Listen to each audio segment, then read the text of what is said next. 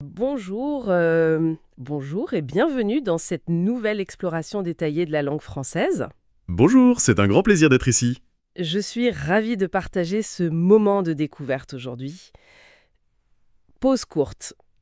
Notre mission pour cette session, c'est d'étudier comment dire oui. Oui, et comment exprimer son accord en français. En fait, pourquoi se concentrer sur ce point? Eh bien, parce que la langue française est très riche. Absolument. Répéter en permanence le mot oui ou la phrase je suis d'accord, ça peut donner l'impression de parler comme une machine. C'est vrai. Quand on apprend une belle langue, on cherche l'émotion. On cherche à communiquer avec naturel, n'est-ce pas? C'est exactement cela. Comprendre les nuances de la langue, c'est-à-dire les petites différences entre les mots, ça change tout. Voilà. Cela permet de parler de manière beaucoup plus fluide, beaucoup plus naturelle. Adopter le bon mot selon la situation permet de s'intégrer facilement Bien sûr. et de parler comme un vrai francophone dans la vie quotidienne. D'accord. Analysons cela étape par étape. Commençons par explorer le mot oui. Le grand classique, C'est ça. C'est un mot fondamental. Un mot que tout le monde apprend dès le premier jour. bien sûr. Le mot oui est très utile, évidemment.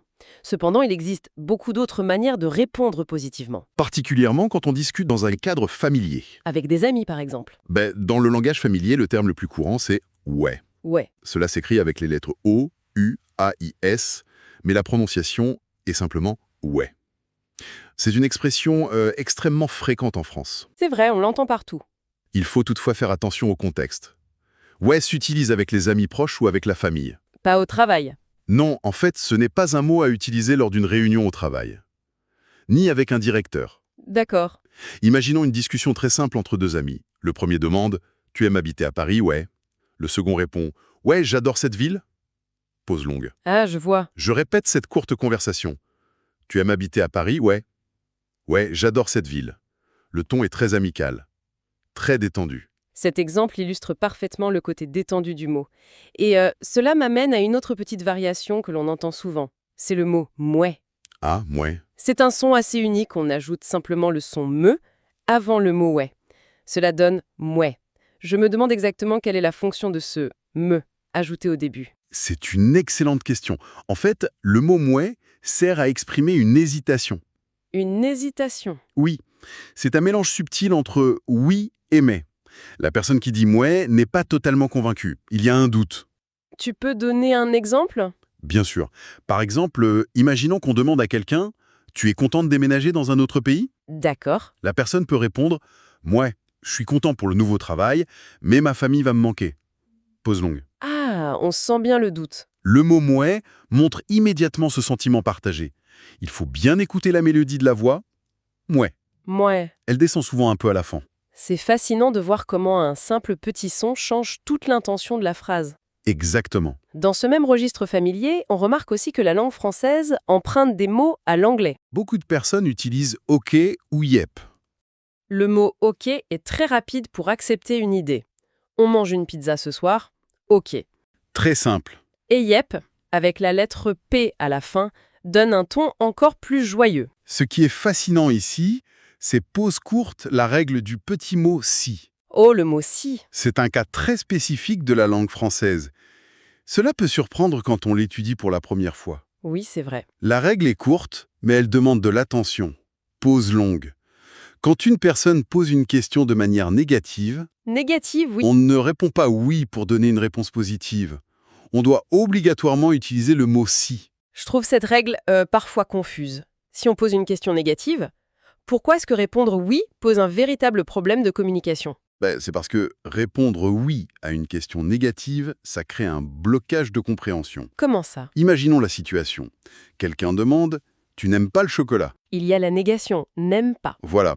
Si la personne interrogée adore le chocolat et répond « oui », l'autre personne va comprendre « oui, c'est vrai, je n'aime pas le chocolat ». Ah, c'est l'inverse. Exactement. Pour corriger la négation de la question et affirmer son amour pour le chocolat, il faut dire « si ». Pause, courte, on répond « si, j'aime beaucoup le chocolat ». D'accord, je comprends mieux l'importance de ce mot. Je répète l'exemple lentement, car c'est une structure essentielle. Allez-y. La question négative est « Tu n'aimes pas le chocolat ?» La réponse affirmative correcte est « Si, j'aime beaucoup le chocolat ». Parfait. Le petit mot « si » vient effacer la négation de la question. Lumière et de la clarté. Il évite les malentendus. C'est très utile. Maîtriser ce petit mot est un grand pas pour parler avec la même précision qu'un francophone natif. Pause longue. Dire oui de façon naturelle est une chose, mais exprimer son accord de manière complète demande aussi de la variété. C'est vrai. Cela nous amène au problème de la phrase « je suis d'accord ». Grammaticalement, c'est parfait. Oui, c'est très correct. Mais utiliser « je suis d'accord » après chaque phrase de son interlocuteur, ça rend la conversation très mécanique. Très répétitive. Comment peut-on varier ces expressions dans la vie de tous les jours? Eh bien, dans le registre courant, c'est-à-dire le langage de la vie quotidienne, qui n'est ni trop familier ni trop formel. D'accord. On trouve de très belles alternatives. On peut utiliser l'expression « tout à fait ». Tout à fait. On peut aussi utiliser le mot « absolument ». Il faut faire attention à bien prononcer le son nasal à la fin du mot. Absolument. Très bien. Absolument. Pause courte. Enfin, on a l'expression « en effet ». En effet. Ces trois options sont parfaites pour confirmer l'idée d'une autre personne avec beaucoup d'élégance. Le mot absolument a beaucoup de force. Oui. Mais dans un cadre plus détendu, avec des amis, on entend parfois le mot carrément. Ah, carrément. Comment est-ce que ce mot fonctionne dans une discussion? Le mot carrément vient du mot carré, la forme géométrique. Mais dans une conversation amicale, carrément signifie totalement ou complètement. D'accord. C'est une façon de montrer un accord très enthousiaste. Si quelqu'un dit « ce film d'action est vraiment spectaculaire », L'ami peut répondre carrément. exactement. C'est dynamique. C'est beaucoup plus vivant que de dire une phrase longue et sérieuse. Dans le même esprit, on utilise souvent l'expression « c'est clair ». C'est clair, c'est une image très visuelle. Oui, c'est une métaphore. On compare la situation à de l'eau. Quand l'eau est claire, on voit parfaitement en travers. Ah, je comprends. Quand on dit « c'est clair », on exprime que la pensée de l'autre est évidente. Elle est transparente et vraie. Un exemple? Par exemple, « il fait vraiment trop froid pour sortir aujourd'hui ». La réponse « c'est clair ». Pause courte. Très naturel. Et pour accepter une proposition de faire quelque chose, on utilise l'expression « ça marche ». Ça marche. C'est comme si l'idée était une machine qui fonctionne bien. On se retrouve au parc à 15 heures. Réponse « ça marche ». Il existe aussi une expression qui prête souvent à sourire quand on l'apprend. Laquelle? C'est la phrase « je suis chaud ». Pause courte. On pourrait penser que la personne parle de la température de son corps, qu'elle a besoin d'un verre d'eau froide. Ah oui, on pourrait croire ça. Mais ce n'est pas du tout le cas. Non, en effet.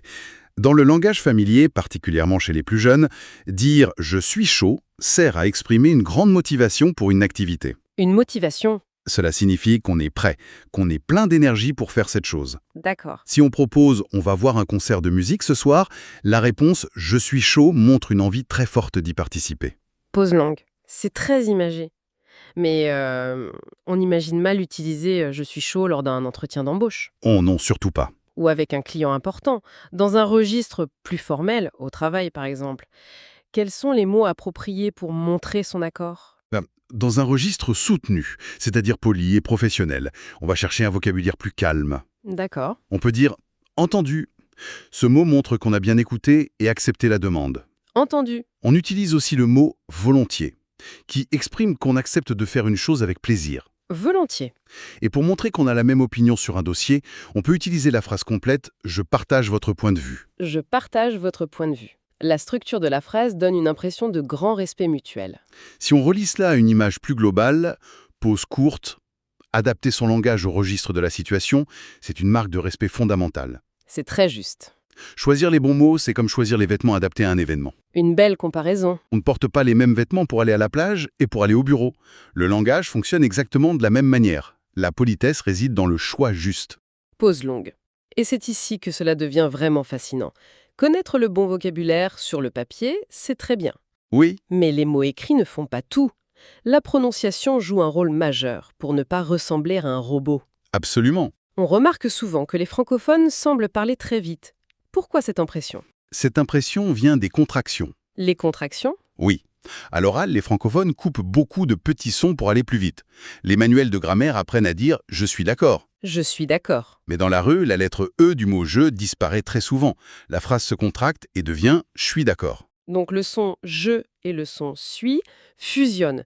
Je suis d'accord. Exactement. J'ai même entendu parfois un son qui ressemble à « suis » avec un C, un H, un U, un I et un S. Oui, « je suis ». C'est l'évolution ultime de cette contraction. dans la langue parlée très familière. D'accord. Je suis fatigué, je suis d'accord, c'est extrêmement courant. Qu'en est-il de la forme négative « ne suis » ? Est-ce que les règles de contraction s'appliquent aussi quand on veut exprimer un désaccord ? Tout à fait. La grammaire classique demande d'utiliser ne et pas.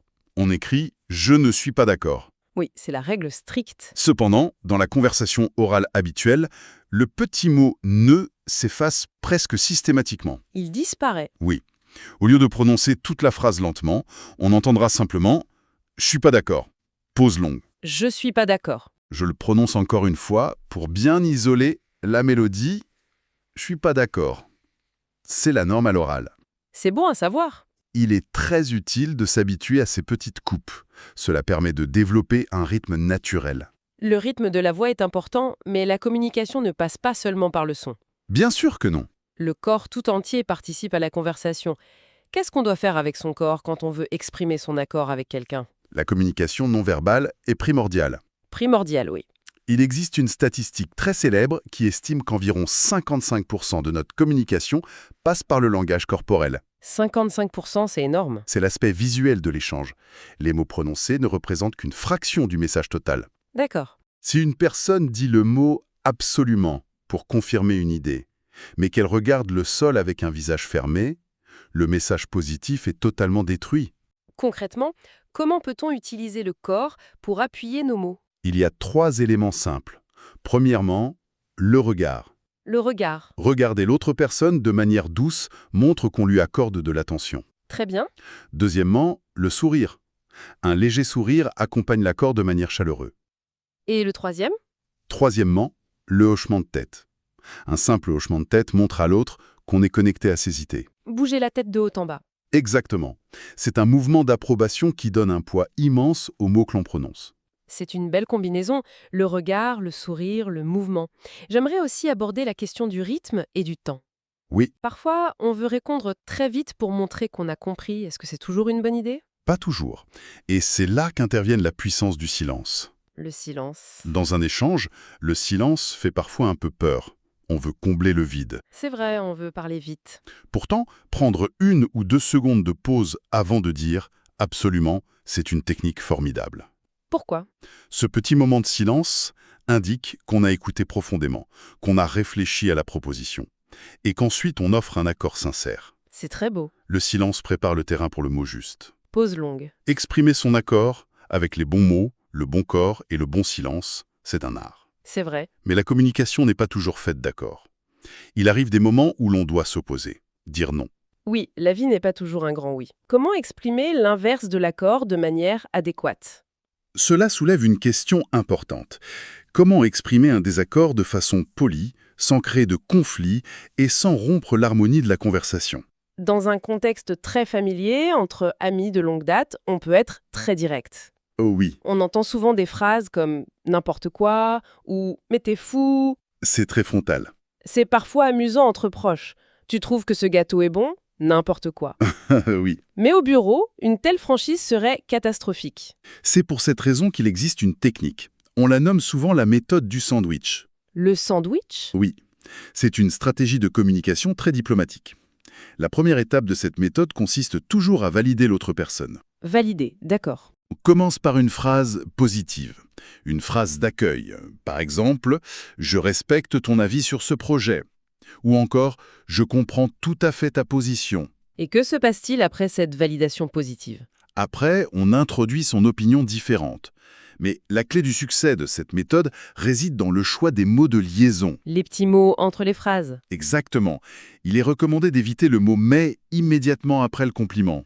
Pourquoi éviter le « mais » ? Le mot « mais » a tendance à effacer tout ce qui a été dit de positif avant lui.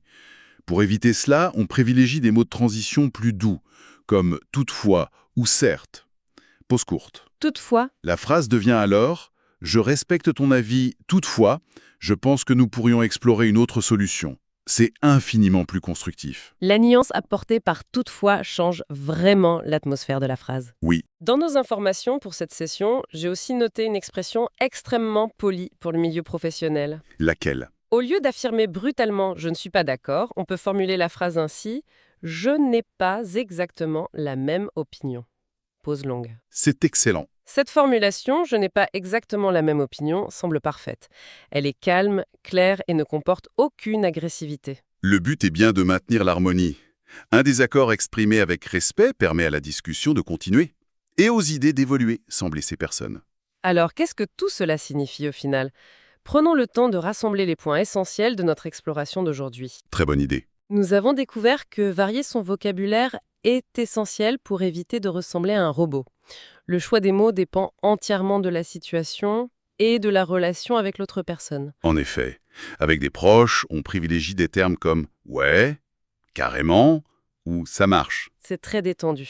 Dans une conversation de la vie courante, absolument et tout à fait sont d'excellents choix. Et au travail? Et dans un cadre formel, au travail, des expressions comme « je partage votre point de vue » sont idéales pour montrer du respect. Nous avons aussi vu que la prononciation joue un rôle important pour le naturel, notamment avec les contractions. Oui, les petites coupes. On supprime souvent certains petits sons, comme le nœud dans la phrase « je suis pas d'accord ». Pour intégrer toutes ces nuances avec succès, la meilleure méthode est d'apprendre ces expressions comme de grands blocs complets. Pas mot par mot. Non, pas mot par mot. Apprenez tout à fait comme s'il s'agissait d'un seul grand mot. Ensuite, il suffit de pratiquer un petit peu chaque jour. C'est le secret. Quelques minutes de pratique régulière aident l'esprit et la bouche à mémoriser ces nouveaux chemins.